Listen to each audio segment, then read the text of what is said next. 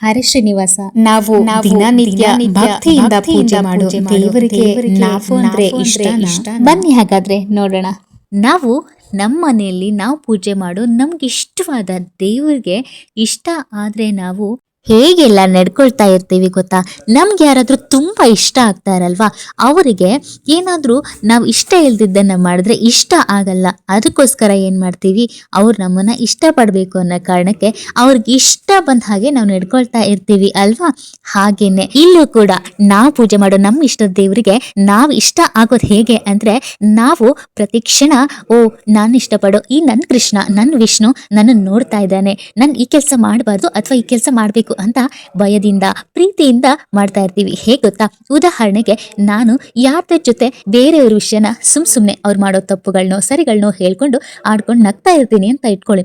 ಅವಾಗ ನನ್ನ ಮನ್ಸಂತ ಇರುತ್ತೆ, ಅಯ್ಯೋ ನಾನ್ ಯಾಕೆ ಬೇರೆಯವ್ರ ಬಗ್ಗೆನೆಲ್ಲ ಕೆಟ್ಟಾಗಿ ಮಾತಾಡ್ತಿದ್ದೀನಿ, ಇದು ನನ್ನ ಒಳಗಿರೋ ನಾನ್ ಪೂಜಿಸೋ ನಾನ್ ಇಷ್ಟಪಡೋ ನನ್ನ ಶ್ರೀಹರಿಗೆ ಇದು ಇಷ್ಟ ಆಗಲ್ಲ ಅಂತ ಮನಸ್ಸು ವಿಪರೀತವಾಗಿ ಕಷ್ಟಪಡ್ತಾ ಇರುತ್ತೆ. ಅವಾಗ ನನಗೆ ಗೊತ್ತಾಗುತ್ತೆ, ಇಲ್ಲ ನಾನು ಬೇರೆಯವ್ರ ಬಗ್ಗೆ ಮಾತಾಡಬಾರ್ದು ಅಂತ. ಅದಕ್ಕೆ ನನ್ನ ವಿಷ್ಣುಗೆ ಇಷ್ಟ ಆಗೋ ಹಾಗೆ, ನಾನ್ ಪೂಜೆ ಮಾಡೋ ನನ್ನ ದೇವ್ರಿಗೆ ಇಷ್ಟ ಆಗೋ ಹಾಗೆ ನಾನು ಇರಬೇಕು ಅಂತ ಪ್ರತಿ ಕ್ಷಣ ಹಾಗೆ ನಡ್ಕೊಳ್ತಾ ಇರ್ತೀನಿ. ಒಳ್ಳೆ ಗುಣಗಳನ್ನೇ ಬೆಳೆಸ್ಕೊತಾ ಇರ್ತೀನಿ, ಏಕೆಂದ್ರೆ ಒಳ್ಳೇದ್ ಮಾತ್ರ ಅವನಿಗೆ ಇಷ್ಟ ಅಂತ. ಧರ್ಮದ ಹಾದಿನಲ್ಲೇ ನಡೀತಾ ಇರ್ತೀನಿ, ಏಕೆಂದ್ರೆ ಅದೇ ಅವನಿಗೆ ಇಷ್ಟ ಅಂತ. ಹಾಗೆ ಕಷ್ಟಗಳನ್ನ ಎದುರಿಸೋದು ಕಲಿತಾ ಇರ್ತೀನಿ, ಏಕೆಂದ್ರೆ ಅದೇ ಅವನಿಗೆ ಇಷ್ಟ, ಅದನ್ನ ಕಲಿಸೋದೇ ಅವನ ಇಚ್ಛೆ ಅಂತ. ಹೀಗೆ ಪ್ರತಿ ಕ್ಷಣ ನಾನ್ ಮಾಡೋ ಅಡ್ಗೆನ ನನ್ನ ವಿಷ್ಣು ಸೇವಿಸಿದ್ರೆ ಎಷ್ಟು ಚೆನ್ನಾಗಿರುತ್ತೆ ಅಲ್ವಾ. ನನ್ನ ವಿಷ್ಣು ಸೇವಿಸಿದ ಪ್ರಸಾದನ ನಾನ್ ತಿಂದ್ರೆ ಎಷ್ಟು ಅದೃಷ್ಟವಂತೆ ಅಲ್ವಾ ಅಂತ. ಹೀಗೆ ಪ್ರತಿ ಕ್ಷಣ ನಿನ್ ಮನಸ್ಸಲ್ಲಿ ಕನಸಲ್ಲಿ ಹೋದಲ್ಲಿ ಬಂದಲ್ಲಿ ಪ್ರತಿ ಕ್ಷಣನೂ ಅವನ ನೆನಪಲ್ಲೇ ಇರಬೇಕು. ಎಷ್ಟು ಬೇರೆಯವ್ರಿಗೆ ಒಳ್ಳೇದ್ ಮಾಡೋಕ್ ಆಗುತ್ತೋ ಬಿಡುತ್ತೋ, ಆದ್ರೆ ಯಾರಿಗೂ ಕೆಟ್ಟದ್ ಮಾಡಬಾರ್ದು, ಯಾರಿಗೂ ನೋವನ್ ಕೊಡಬಾರ್ದು. ಒಂದ್ ವೇಳೆ ನಮ್ ಜೊತೆಗೆ ಯಾರಾದ್ರೂ ಇರೋಕೆ ಇಷ್ಟ ಇದ್ರೆ ಇರ್ಬೋದು, ಕಷ್ಟ ಆದ್ರೆ ಬಿಟ್ಟು ಹೋಗ್ಬೋದು. ಹೋದ್ರು ಅಂತ ಅವ್ರನ್ನ ನಿಂದಿಸ್ಕೊಂಡು ಕೂತ್ಕೋಬಾರ್ದು.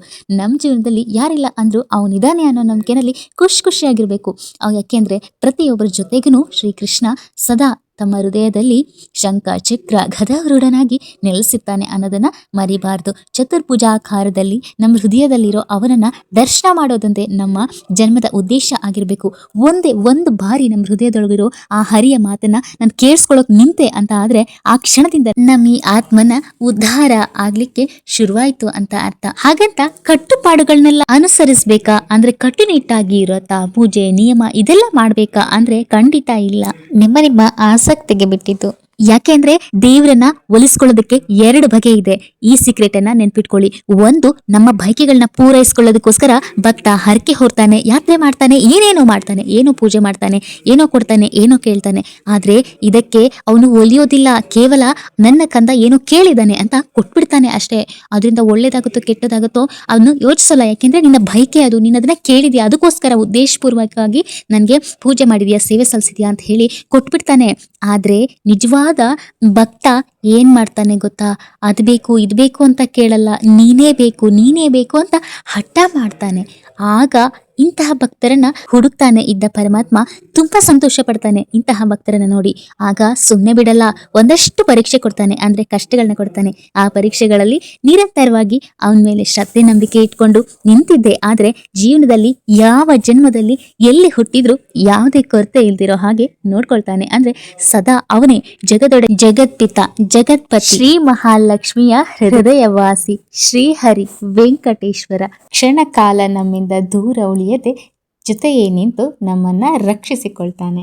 ಯಾವ ಪಾಪಗಳು ಅಂಟಿಕೊಳ್ಳದ ಹಾಗೆ ಕೆಟ್ಟ ಜನರಿಂದ ಕೆಟ್ಟ ಕೃತ್ಯಗಳಿಂದ ದೂರ ಇಟ್ಟು ರಕ್ಷಣೆ ಮಾಡ್ಕೊಳ್ತಾನೆ.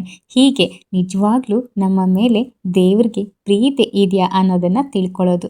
ಯಾವುದೇ ದೇವರಾಗ್ಲಿ, ನಿಮ್ಮ ಇಷ್ಟದ ದೇವತೆಯು ನಿಮ್ಮನ್ನ ಪ್ರೀತಿಸ್ತಿದಾರಾ ಅಂತ ತಿಳ್ಕೊಳ್ಳೋದಕ್ಕೆ ನೀವು ಅವರ ಮೇಲೆ ಭಕ್ತಿ ಪ್ರೀತಿ ಇಟ್ಟಿರೋದ್ರ ಜೊತೆಗೆ ಭಯನೂ ಇರಬೇಕು. ಪ್ರತಿ ಕ್ಷಣ ಅವ್ರು ನನ್ನನ್ನು ನೋಡ್ತಾ ಇದ್ದಾರೆ ಅನ್ನೋ ಅರಿವಲ್ಲಿ ಬದುಕೋಕೆ ಶುರು ಮಾಡಿದ್ರೆ ಅವರೇ ನಿಮ್ಮನ್ನ ಪ್ರತಿ ಕ್ಷಣ ನೋಡ್ತಾ ಪ್ರತಿ ಕ್ಷಣ ನಿಮ್ಮನ್ನ ಪ್ರೀತಿಸ್ತಾ ಹಾಗೆ ರಕ್ಷಿಸ್ತಾ ನಿಮ್ಮ ಭಕ್ತಿ ಪರೀಕ್ಷೆಯನ್ನು ಕೂಡ ಮಾಡ್ತಾರೆ. ಮಾಡಿದ್ರು ಸಹ ಅದರಲ್ಲಿ ನೀವು ವಿಜಯಿಯಾದರೆ ನಿಮ್ಮನ್ನು ಶಾಶ್ವತವಾಗಿ ತನ್ನಡೆಗೆ ಸೆಳೆದುಕೊಳ್ತಾರೆ. ಇದೇ ನಿಜವಾದ ಪರಮಾತ್ಮನ ಪ್ರೀತಿಯನ್ನು, ರಕ್ಷೆಯನ್ನು, ಕೃಪೆಯನ್ನು, ಆಶೀರ್ವಾದವನ್ನು ನಾವು ಪಡ್ಕೊಳ್ಳೋದಕ್ಕೆ ಇರೋ ಒಂದೇ ಒಂದು ಮಾರ್ಗ. ಸರಳವಾದದ್ದು, ಅಪಾರವಾಗಿ ಪ್ರೀತಿಸೋದು, ಹಾಗೆ ಭಕ್ತಿ ಮಾಡೋದು, ಅವನ ಸೇವೆ ಮಾಡೋದು ಅಷ್ಟೇ. ಇನ್ನೇನನ್ನು ಕೇಳೋಲ್ಲ. ಭಕ್ತಿಯಿಂದ ಪ್ರೀತಿಯಿಂದ ಒಂದು ಗ್ಲಾಸ್ ನೀರು, ಒಂದು ತುಳಸಿ ದಳವನ್ನು ಇಟ್ರೆ ಒಲಿತಾನಂತೆ ಮಹಾವಿಷ್ಣುವಾದ ಶ್ರೀಕೃಷ್ಣ. ಇನ್ನೇನ್ ಬೇಕು ಅಲ್ವಾ ಪ್ರೀತಿ ಪಡೆಯೋದಕ್ಕೆ. ಹರೇ ಕೃಷ್ಣ.